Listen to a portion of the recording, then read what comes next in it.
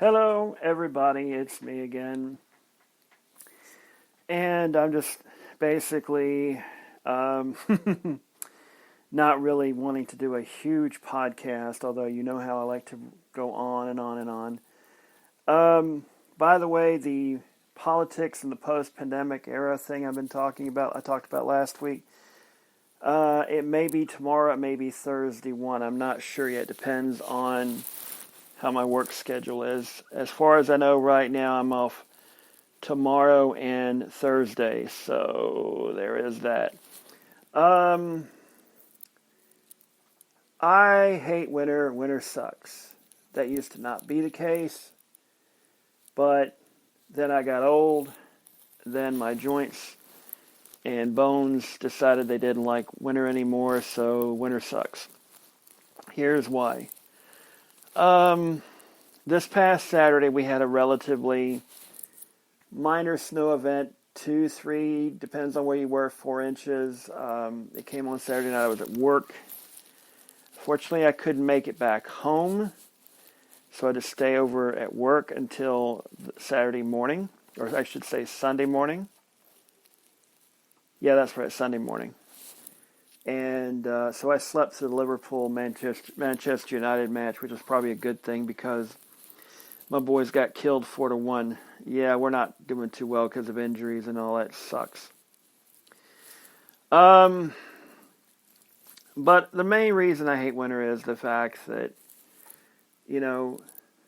I don't like icy weather because the power may go out. We've got a potential ice storm brewing Monday and Tuesday of next week, which really sucks because I got to work both those days.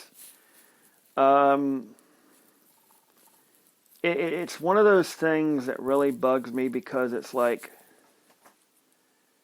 you never know. I mean, around this area, we never know if or when we're going to get snow. If you go up north, they know they're going to get snow. They don't know how much, they don't exactly know when, but they know that they're going to get some snow during the year. Down here where I'm at, we live in this thing called a thermal valley. And what that means is basically it traps warm air in the valley. So it literally can snow all the way around us and not do anything here. It's done that on more than one occasion, especially when I was a school kid 30 some odd years ago.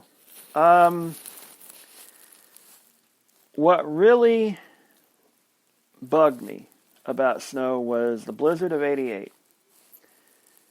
I had warned my mom, God rest her soul, the night before, or the day before, that she should go to the grocery store because the store, according to what I had heard, which was current, it was the Weather Channel, that the storm was going to hit, if I remember correctly, Wednesday night. Okay? She had heard a report earlier in the day that said it was supposed to start on Thursday morning. And she thought she had time to go to the grocery store in the morning and get some stuff. Now, my mom was a reasonably intelligent person. She wasn't a genius or anything like that, but she wasn't an idiot.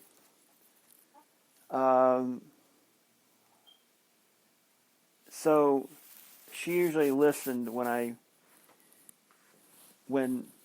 it came to weather, because once upon a time I wanted to be a weather person and do all the meteorological stuff, if I can say the damn thing. Anyhow, she didn't listen to me. Guess what happened Thursday morning? We woke up. A foot of snow on the ground, and we don't have that many groceries. So guess who had to go get stuff? Yeah, me. All I can say is thank God I'd found some work boot, kind of waterproof work boots that came up to almost to my knees back then. This was a lucky thing. It was almost as if God had forecast this to me John, you need to pick up these boots in Family Dollar of all places that for some strange reason fit my feet perfectly back then. And I was able to plop through the wintry weather using two old golf clubs that I didn't use anymore as poles to support myself in case I fell. And for the record, I did not fall, even though it meant going up and down hills in very slick conditions. So yeah, it was, I had to do that 3 or 4 times. I think it was 4 times I did that. A mile plus each way. It was not fun. Needless to say, I was not too pleased with my mom for not listening to her son, who has some brains. Back then I did and still do, for the most part.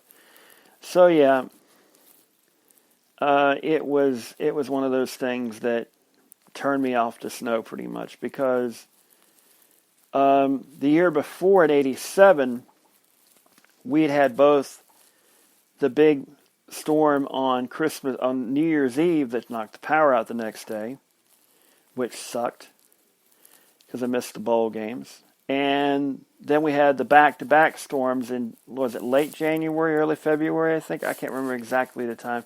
All I know is we missed a week and a half of school. And it was in '87, which was my sophomore year. So, the blizzard of '88 comes along, and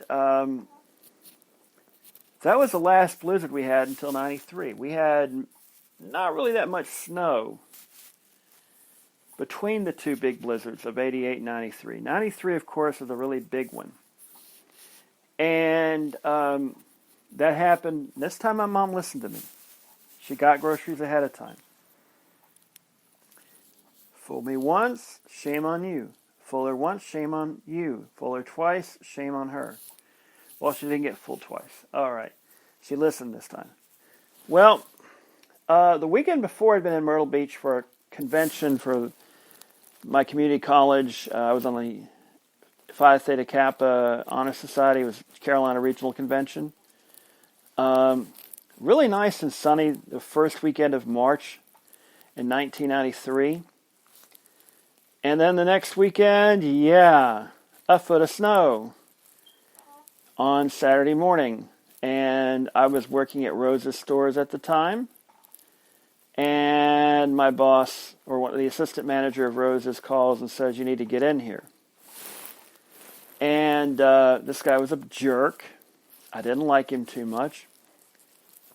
And I told him, well, I can't make it because where I lived at the time was in between two very big hills. One that sloped down from the street I was on and had a very sharp left turn, which was, I would say the angle of that hill was 45 degrees, if not steeper. And on the other side, we turned up a sharp grade, which was about 45 some odd degrees. So pretty much there was what I would consider the Bermuda Triangle, because where I lived at was a street that intersected on another street, and that one street went up, straight up a hill. So, yeah.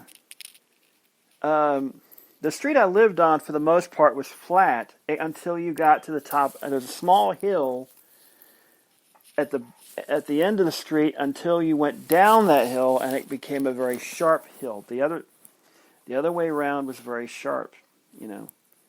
Not fun to bike it, trust me, coming up the hill. Going down was very nerve-wracking, too, because you had that sudden left turn that you had to do. Why they just didn't connect a street straight across is beyond me, because that thing, of course, you would bottom out in a car. And I've heard many a car bottom out at the bottom of that hill. But anyhow, I told my boss, unless you can come get me yourself, I'm not coming into work. And that was the end of that. Had no issue, because my store manager was like, that's cool. You couldn't make it. Understand, because they didn't. Usually, if the storm had snow in the morning, they would have scraped our road by the afternoon or early evening. They hadn't scraped our road until the next day on Sunday. I think it was sometime midday or in the early afternoon. Yeah, that was fun. And Monday when I went back to work, the assistant manager tried to make me feel guilty about it, and I said, I'm not risking my neck for any job. I don't care how much they pay. I only live once in life. And I said, if you want to fire me right now, I'll go home. He didn't. So there's that. And there are times when you have to stand up for yourself like that. And you have to take those kind of stands because your neck is more important than any job. You only get one life. And unless you are dealing with national security or you're dealing with something healthcare related, as in emergency care related, as in you're really desperately needed, or a police officer, or a power lineman or something like that, or something something of very vital need. And I'm going to tell you the truth about it. Once upon a time, yeah, I'd be one of those people that would go to work in a snowstorm. That changed 11 years ago during a snowstorm we had here. When a blizzard, basically a few inches of snow. I was working at Walmart at the time, and I was the only person in electronics. Everybody else had pretty much called out. Now, whether or not they had a legitimate reason for calling out, I don't know. But I got to work okay.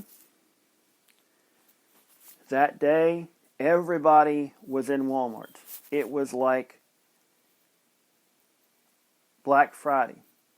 And I was the only person in electronics, the wireless department, the cell phone department, and photo lab.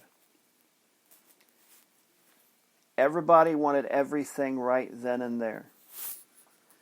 I literally broke down. I'm not talking about crying. I'm talking about almost had a complete meltdown. I went to the back. I went into the personnel office, and I just had to sit down and take a few moments to compose myself. I literally was about to snap. Now, I've always had a bit of a temper. Not the kind that beats people up or anything like that. But the kind that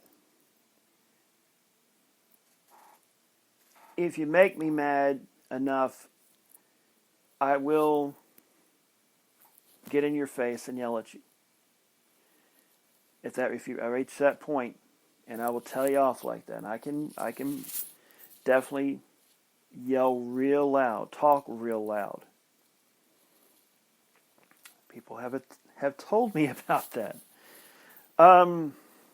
It's something I've learned to control over the years. The beast rarely comes out anymore. That's why I looked like that security job I had on third shift while I was working at Walmart. I could go to that thing, and if they were shut down, oh my God, I love those things. Let me tell you a little something let me take a little track away from that. There were some people I worked in security at the security job that hated shutdowns because nobody was there. I loved it for the very simple reason that if I was mad as hell and I wanted just to yell and get it all out, I did it on a round. I would just let it rip. I wanted to make sure nobody was in there, but I make daggum sure that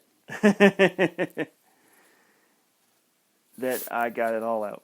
And it was one of those things I could not tell you how great feeling it was, just yelling and screaming at the top of your voice. inside this plant where nobody's in there. The plant shut down for that week. Usually a holiday, but about around the time of the economic collapse, things were kind of iffy, and we had shut down for a couple of weeks at a time. It looked like the plant might not be in such a good position.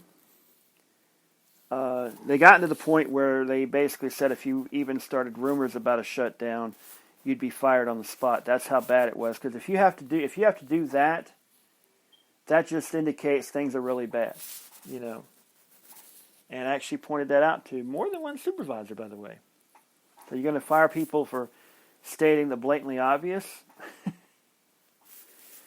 Yeah. So that was fun. I'm going to talk about that because that was one of those jobs that didn't pay that well, was boring as hell, but I'm glad I had it because it was a great opportunity to basically have a second job and to be able to kind of relax and not have, because I worked third shift. I knew all the people. They were cool people. Didn't have to really worry about anything. Except occasionally I had a trucker come in that didn't know what the hell they were doing. Or didn't let you know ahead of time they were on their way. That's always fun. Yeah. Back to wintertime. The 2010 was the thing that really broke me. And then the next time it snowed, I pretty much said, nope, I can't make it. Can't make it. And I pretty much said, unless I know that I had a reliable way to get to work and back from work, I'm not coming in. The reason's very simple. I'm not risking my neck, nor anybody else's neck, to go to work. Now, if it's just a little bit and the roads are fine, yeah, I'll go in. If it's unsafe, if there's slush on the ice, if I'm starting to hear about accidents and all that, I'm staying my ass home. Sorry, that's how it goes. And I recommend anybody else to. There are people who went out, and I can understand if you need to go out for groceries or you need to go out for essential equipment. Like the power's out at your house and you need a camp stove or something like that, or if you need a heater or something like that, or a kerosene heater or something like, absolute essentials. But I worked in electronics. You had people getting video games. You don't need video games. You got video games at home. Play your video games there. DVDs and all that. I remember this person bought a brand new, was it 50 some odd inch TV, flat screen TV? And I was the only person I had to literally, we didn't have anybody to take it out. I had to literally take that thing out myself in those conditions. Nobody was back there for several minutes while I was loading this TV up to that person's car. And all the time I'm thinking, this is why you bought this thing? Yeah, you're going, well, it's a freak. When the highway patrol says stay at home, the conditions are bad. It's not just about you. It's about everybody. And this is the reason why it doesn't surprise me you have so many people going, I don't need to wear my mask, and coming up with every possible excuse in the world about this. Because those are the same people that no matter what, smart people, highway patrol officers, state management person, emergency management personnel says, stay at home. They'll be out on the roads because, hey, I got to go do something. I don't want to stay at home. I don't care what you're, if it's, I swear these people would go crazy if there were like an alien invasion and the only way you're going to get attacked or snatched up or whatever is if you're outside and they say everybody's got to stay inside. There would be people who would still go outside anyway. So yeah. Plus, as I get older, the last thing I need is to fall and hurt myself. A few years ago, I slipped on some wet pavement and broke my shoulder, my upper arm, actually. Not my shoulder, my upper arm. That was fun. Yeah. It's actually healed okay now. I can barely tell I actually broke it, unlike my little pinky. So I do have 2 broken bones in my history. One, a little boxer's fracture on my right pinky. The other, my left upper arm. Yeah, that was fun. And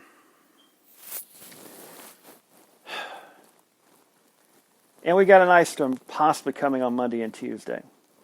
And I hate ice storms. So if it ices, I'm not getting out. If there's ice on the road, I'm not getting out. I'm not going to take that chance. I don't care. You can have a 4-wheel drive trying to pick me up.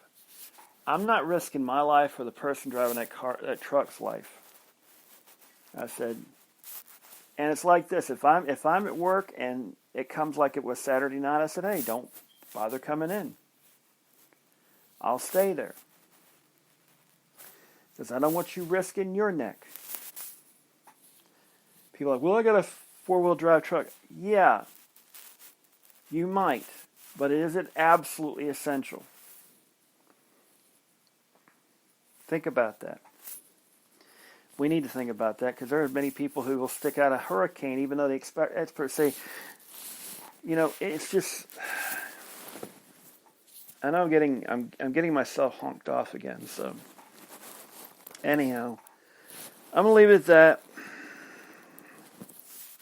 I want to do this because I had a Zoom meeting just now, and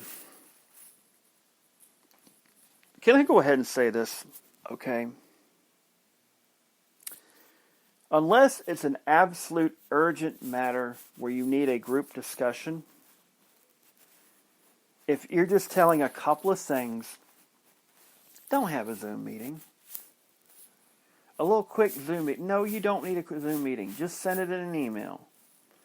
People have questions. Do the email thing. Unless it's absolutely urgent and you have to see these people in public, in person on a Zoom meeting, don't have one. It's stupid. I mean, it's one of those things that, it's a nice thing to have, but at the same time, understand that you don't misuse technology, okay? My job is pretty easy, but, there are things we have to discuss, but some things we don't necessarily have to discuss in a Zoom meeting. You could just email and just say, hey, this is what's going on, blah, blah, blah, blah, blah, or yada, yada, yada. So there it is. Anyhow, I am done for the night. Now, tomorrow, I may be doing the politics in the post-pandemic era deal. Tomorrow, the podcast here. I'm going to try to do the watch-alongs. I don't know yet. I need to do my writing. I got a thing I got to do start Monday, I hope. I may decide to do something completely different. I don't know yet. Anyhow, that's it for now. Thank you for your time and attention. As we like to say here, good night, good luck, and may the good news be yours.